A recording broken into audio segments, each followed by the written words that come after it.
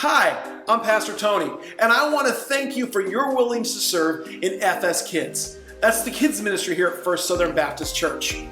Let me start by saying thank you for making a difference in our kids' lives. You see, we get the opportunity to share with them the love of Jesus, to build relationships with them, to provide a safe environment where they can experience who God is. Over the next few minutes, we're going to talk about a couple different topics. We're going to talk about some safety processes. We're going to talk about what it means to be scheduled and how the scheduling process works. Additionally, we're going to talk about what you can expect the first time you show up in kids ministry. Whether you're serving in elementary, preschool, nursery, wherever you're at, you're making a difference. So let's start by talking about safety. Thank you so much for filling out your criminal background check. We want to provide the safest environment possible for our kids. Additionally, I want to let you know that we don't ever want an adult to be alone with a child. We always want two adults in the room whenever there are children present. And so make sure before we ever accept kids in the rooms that we have to have two leaders there. So if you're by yourself, have the parents and kids wait at the door until that second leader arrives. May I also say, please arrive early because we need both our leaders in place to take those kids. So showing up early helps us out so much. Now, once you get checked in your first week, you're going to get a name tag, and you'll learn how to be able to print that out week after week. That name tag lets us know that you're approved and lets the parents know, oh, this is a teacher for my kids that I can feel safe with. Now, we do have a check-in and check-out process for our kids, and you're going to learn a little bit about that, but there's three reasons for it. The first one is it helps us with our attendance aspects, and on the name tag is the kids' names. That means you can memorize the kids' names a whole lot easier by being able to look at their name tag to find out who they are. Secondly, it allows us to print out a roster. So if we ever had to do an evacuation or remove ourselves from the building for any reason, well then we would have a roster that we could look at to know what kids were in class and do we have those kids along the way.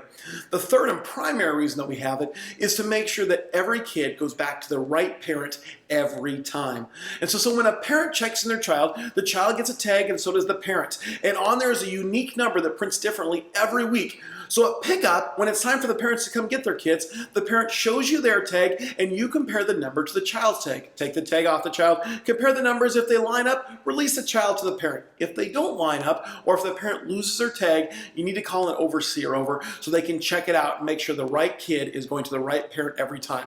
Hey, let's talk bathrooms for a minute. I mean, it never fails. Kids have to go to the bathroom, right? And so we've got a couple different bathroom policies, but keep it in mind, we never want you alone with a child. And so in the preschool areas, children actually can use the restrooms right there in the rooms. But if they need help, and a lot of times they do, get a second leader to come over. That way you have somebody with you, somebody who can make sure, hey, the kids are safe and you're okay. Okay. Now in the elementary area, the restrooms are down the hall. And so we do a buddy system there because we're not going to send two volunteers down there or else there wouldn't be enough volunteers in the room. And so we ask the kids to get a buddy, a second person, two boys or two girls. You take them down the hall. Make sure there's no adults in those restrooms. Just check inside. If there are, have the kids wait. Otherwise, let the kids just use the restroom. Let's talk scheduling for just a minute. How do I know when I'm on? What if I forget what weekend I'm scheduled for?